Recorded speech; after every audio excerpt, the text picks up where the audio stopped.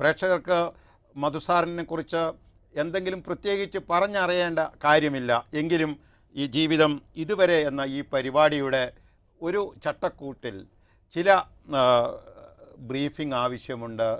ഹ്രസ്വമായി മധുസാറിൻ്റെ ആ ജന്മ പശ്ചാത്തലത്തെക്കുറിച്ച് ഒന്ന് പറയട്ടെ. തിരുവനന്തപുരം നഗരത്തിൽ തന്നെയുള്ള ഗൗരീശപട്ടം എന്ന ആ പ്രദേശത്താണ്. ഇവിടുത്തെ തിരുവനന്തപുരം ഭാഗത്തെ ഏറ്റവും പ്രസിദ്ധമായ തറവാടുകളിലൊന്ന് കീഴത് തറവാടിൽ, അവിടെ ആണ് ജനനം. സെപ്റ്റംബർ 23 1933 ആണ് മധുസാറിൻ്റെ ജനനം. വന്ധ്യപിതാവ് ശ്രീ ആർ പരമേശ്വരൻ പിള്ള കോൺഗ്രസ് രംഗത്തും സ്വാതന്ത്ര്യ സമരരംഗത്തും സചേതനമായ പങ്കാളിത്തം ഉണ്ടായിരുന്ന അദ്ദേഹത്തിന്, മധുസാറിൻ്റെ അച്ഛന് തിരുവനന്തപുരം മേയർ എന്ന ആ ഒരു വളരെ ബഹുമാന്യമായ പദവി വളരെ വിജയകരമായി നിർവഹിക്കാനും സാധിച്ചിട്ടുണ്ട്. അച്ഛനെപ്പറ്റി പറയുമ്പോഴൊക്കെ മധുസാർ അച്ഛൻ ആദ്യകാലത്ത് തന്നെ എഞ്ചിനീയറാക്കാൻ കൊതിച്ച അച്ഛനാണ്. പക്ഷേ അഭിനയ രംഗത്തേക്ക് താൻ പോകുമ്പോൾ ചിലപ്പോൾ കർശനമായ ചില നിയന്ത്രണങ്ങളൊക്കെ സഹിക്കേണ്ടി വന്നിട്ടുണ്ട് എന്ന് അദ്ദേഹത്തിൻ്റെ വാക്കുകളിൽ തന്നെ നമുക്കിപ്പോൾ കേൾക്കാൻ പറ്റുമെന്ന് വിചാരിക്കുന്നു. വന്ധ്യമാതാവ് ശ്രീമതി തങ്കമ്മ, ഭാര്യ ശ്രീമതി ജയലക്ഷ്മി, മകൾ ഉമ, 4 സഹോദരങ്ങളാണ്. ഇതാണ് കുടുംബ പശ്ചാത്തലം. സർ, അങ്ങ് മുത്തശ്ശിയോടൊപ്പം നിൽക്കുന്ന ചിത്രവും ഇപ്പോൾ അങ്ങ് മുത്തശ്ശനെ പറ്റി പറഞ്ഞു. ആ കാര്യങ്ങളൊക്കെ എത്രത്തോളം അങ്ങയിലെ കലാകാരനെ, അങ്ങയിലെ വ്യക്തിയെ, നേരത്തെ സൂചിപ്പിച്ചതുപോലെ സാംസ്കാരിക കേരളത്തിൻ്റെയും സാമൂഹ്യ നന്മയിൽ അധിഷ്ഠിതമായ കേരളത്തിൻ്റെയും പ്രതീക പുരുഷനായി ഇപ്പോൾ ഏവരും അംഗീകരിക്കുന്ന അങ്ങയുടെ വ്യക്തിത്വ വികാസം, ഇതിനൊക്കെ എത്രത്തോളം ജനിച്ചു വളർന്ന ആ പശ്ചാത്തലം പ്രേരണയായിട്ടുണ്ട്, അനുകൂലമായിട്ടുണ്ട്? അതേക്കുറിച്ച് സർ. ഈ കലാവാസന വളർത്താനോ അല്ലെങ്കിൽ ഒരു കലാകാരൻ എന്നുള്ള രീതിയിൽ, ഒരു നടൻ എന്നുള്ള രീതിയിലുള്ള സംഭാവനകളൊന്നും വലുതായിട്ട് അങ്ങനെ ഫാമിലിയിൽ നിന്ന് കിട്ടിയിട്ടില്ല. എനിക്ക് അപ്പൂപ്പനെന്ന് പറഞ്ഞാൽ എൻ്റെ അമ്മയുടെ നേരെ, എൻ്റെ അമ്മയുടെ അമ്മയാണ് ഞാൻ ഈ അമ്മൂമ്മ എന്ന് പറയുന്നത്. അതെ. അപ്പൂപ്പൻ അമ്മൂമ്മയുടെ ഒരു അനുജത്തിയുടെ ഭർത്താവാണ്. എൻ്റെ അമ്മയുടെ അച്ഛനല്ല, അച്ഛൻ്റെ അച്ഛനുമല്ല, നേരത്തെ പറഞ്ഞ അപ്പൂപ്പൻ. അതെ. അവരിൽ നിന്ന് എനിക്ക് കിട്ടിയിട്ടുള്ളത് എന്താണെന്ന് പറഞ്ഞാൽ ഈ സ്നേഹം, ഭക്തി എന്നൊക്കെ പറയുന്ന കാര്യമുണ്ടല്ലോ. അപ്പോൾ എന്നും രാവിലെ കുളിച്ചുകൊണ്ട്, ഞാൻ മിക്കവാറും അവിടെ അമ്പലക്കുളത്തിൽ തന്നെ, ഗൗരീശ്വരത്തെ കുളത്തിൽ തന്നെ ആണ് കുളിച്ച് അമ്പലത്തിൽ പോയിട്ട് തൊഴുതിട്ട് ആണ് സ്കൂളിൽ പോയിക്കൊണ്ടിരുന്നത്. പ്രൈമറി കാലത്തും മിഡിൽ സ്കൂളിൽ വന്നതിന് ശേഷം ഇത് കിട്ടിയിട്ടുള്ളത്. ഈ അപ്പൂപ്പൻ എന്ന് പറഞ്ഞാൽ എന്നും വൈകിട്ട് ഗൗരീശ്വരത്തെ അമ്പലത്തിൽ പോയിട്ട് ഭജന സംഘത്തിൽ ഭജന പാടുന്ന ആളാണ്. അതുപോലെ എല്ലാ വർഷവും ഈ 2 മാസം വ്രതം നോക്കി ശബരിമല പോകുന്ന ആളാണ്. അമ്മൂമ്മ അതുപോലെ തന്നെ ഈ ഗൗരീശ്വരത്തും മഹാദേവരും അമ്പലവും വീട് പോലെ തന്നെ, വീട്ടിലെ എന്താ പറയാൻ ഒരു പൂജാമുറി പോലെയായിരുന്നു അവർക്ക് ഈ ഗൗരീശ്വര ക്ഷേത്രം. അപ്പോൾ ഞാൻ അവരുടെ കൂടെ നടന്നിട്ട് കുറേയൊക്കെ ഈ ആത്മീയമായിട്ടുള്ള കാര്യങ്ങൾ, കുറേ പുരാണ കഥകൾ, ഇതൊക്കെ പഠിക്കാനുള്ള അവസരം അവരിൽ നിന്നുണ്ടായി. ഉള്ളിൽ ഭക്തി ഉണ്ടാക്കാനും അവർക്ക് സാധിച്ചു. അപ്പോൾ അങ്ങനെ ആ ഒരു നിലയിലാണ് എനിക്ക് ഈ ഫാമിലിയിൽ നിന്ന് കിട്ടിയിട്ടുള്ള ഒരു ഇൻസ്പിറേഷൻ, പ്രചോദനം. അതെ. ഹിന്ദി സാഹിത്യത്തിൽ ബിരുദാനന്തര ബിരുദവും, അതുതന്നെയും ഇന്ത്യയിലെ വളരെ പ്രശസ്തമായ സർവകലാശാല ബനാറസ് യൂണിവേഴ്സിറ്റിയിൽ നിന്ന്, അതിനുശേഷം അങ്ങ് നാഗർകോവിൽ ആദ്യം ഹിന്ദു കോളേജിൽ, പിന്നെ സ്കോട്ട് ക്രിസ്ത്യൻ കോളേജിൽ, അവിടെ അധ്യാപകനായി തുടരുന്നതിനിടയിലാണ് നാഷണൽ സ്കൂൾ ഓഫ് ഡ്രാമയിലേക്ക്.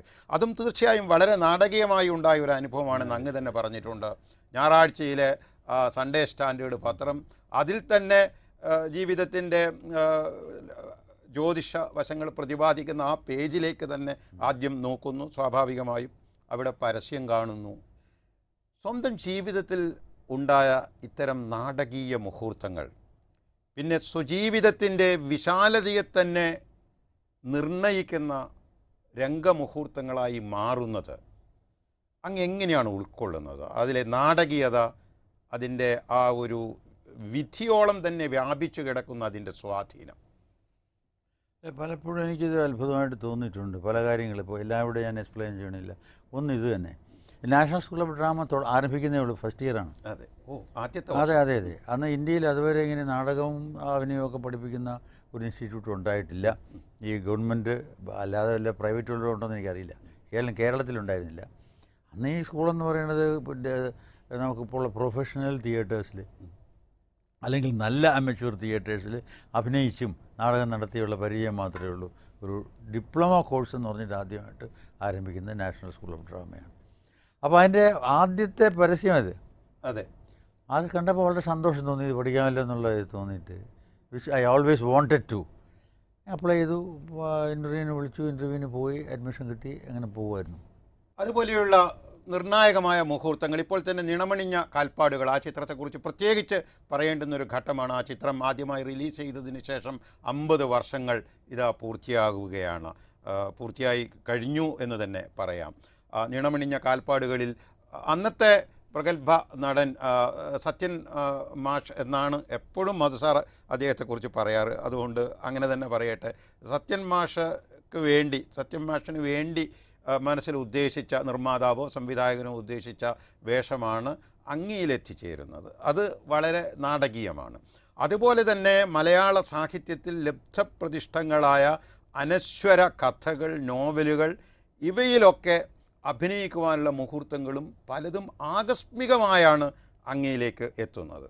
അപ്പോൾ നിണമണിഞ്ഞ കാൽപ്പാട് തൊട്ട് ഇതാ ഇവിടെ വരെയുള്ള ഈ ആകസ്മികതകളോട് അങ്ങ് എങ്ങനെയാണ് ആത്മാവിൽ, ഹൃദയത്തിൽ, മനസ്സിൽ സംവദിക്കുന്നത്? അപ്പോൾ ഇതൊക്കെ നമ്മൾ പല കാര്യങ്ങളും നമ്മളായിട്ട് അങ്ങോട്ട് കയറി ചെയ്യുന്നതല്ല, ഇറ്റ് ഹാപ്പൻസ് എന്ന് പലപ്പോഴും തോന്നിയിട്ടുണ്ട്. ഫോർ എക്സാമ്പിൾ, അതിന് മുമ്പോട്ട് പോയാൽ, നിലമൊഴിഞ്ഞ കാൽപ്പാടുകൾക്ക് മുമ്പോട്ട് പോയാൽ തന്നെ ഞാനിന്ന് നാഷണൽ സ്കൂൾ ഓഫ് ഡ്രാമയിൽ 3rd ഇയറാണ്. അന്ന് 2 years കോഴ്സാണ്. 3rd ഇയർ ബെസ്റ്റ് ആദ്യം വരുന്ന 1, 2, 3 റാങ്കുകാർക്ക് ഒരു വർഷം കൂടി സ്പെഷ്യലൈസേഷൻ ഇൻ പ്രൊഡക്ഷൻ എന്ന് പറഞ്ഞിട്ട് എക്സ്റ്റെൻഡ് ചെയ്ത് കൊടുക്കുമായിരുന്നു. അതെ. ഇപ്പോൾ അതെല്ലാം കൂടെ ചേർത്തിട്ട് 3 വർഷത്തെ കോഴ്സാക്കി മാറ്റിയിട്ടുണ്ട്. അപ്പോൾ ഞാൻ 3rd ഇയറിൽ ചെയ്തുകൊണ്ടിരിക്കുന്ന കാലത്ത് താൽക്കാട്ടറ ഗാർഡനിൽ അങ്ങേക്കറിയാമല്ലോ, അവിടെ ഈ നാടകങ്ങൾ നടക്കുന്ന കാലത്ത് അത് എല്ലാ ഭാഷയിലും, ഇന്ത്യയിലുള്ള എല്ലാ പുറത്തുള്ളതും ഈ നാടകങ്ങൾ അവിടെ അവതരിക്കപ്പെടുമ്പോൾ ഞങ്ങൾ അങ്ങോട്ട് അയക്കുമായിരുന്നു, അവരെ ട്രൂപ്സിന് ഹെൽപ്പ് ചെയ്യാനും പിന്നെ ഞങ്ങളുടെ പഠിത്തത്തിനും വേണ്ടിയിട്ട്. അങ്ങനെ ഞാൻ നാഷണൽ സ്കൂൾ ഓഫ് ഡ്രാമയിൽ നിന്ന് ഞാൻ പോകുന്ന വഴിക്കാണ് again coming to Sunday standard. ഇപ്പോൾ എൻ്റെ തൊട്ടടുത്തുള്ള ഞായറാഴ്ചയായിരുന്നു അന്ന്, അടുത്തൊരു സർദാർജി ഇത് വായിച്ചുകൊണ്ടിരിക്കുക. അപ്പോൾ എൻ്റെ ഒരു വീക്ക്നെസ്സാണ് ഈ ഞായറാഴ്ച സൺഡേ സ്റ്റാൻഡേർഡിൽ പീറ്റർ വിഡലിൻ്റെ ദിസ് വീക്ക് ഫോർ യു, അത് വായിക്കാൻ വേണ്ടിയിട്ട് സർദാർജിയുടെ ഇത് അന്ന് കാലത്ത് എനിക്ക് വായിക്കാനൊന്നും പറ്റിയിട്ടില്ല. സർദാർജിയുടെ ഇത് കണ്ടപ്പോൾ ഇത് വാങ്ങിച്ചൊന്ന് വായിക്കണമല്ലോ നോക്കിയപ്പോൾ ഇതുപോലെ തന്നെ നേരത്തെ പറഞ്ഞതുപോലെ തന്നെ പീറ്റർ വിഡലിൻ്റെ അവിടെ ആ പങ്ക്തിയുടെ തൊട്ടിപ്പുറത്ത് ഇങ്ങനെ reception to Malayalam movie producer director etcetera എന്നുണ്ട് അറ്റ് YMCA ഹാൾ, ന്യൂഡൽഹി. അപ്പോൾ ഇത് ഞാൻ ഈ ബസ്സിൽ പോവാണ്, ഞാനും ചമൻലാൽ ബഗ്ഗ എന്ന് പറഞ്ഞ എൻ്റെ ഒരു ഫ്രണ്ടും കൂടിയിട്ട്.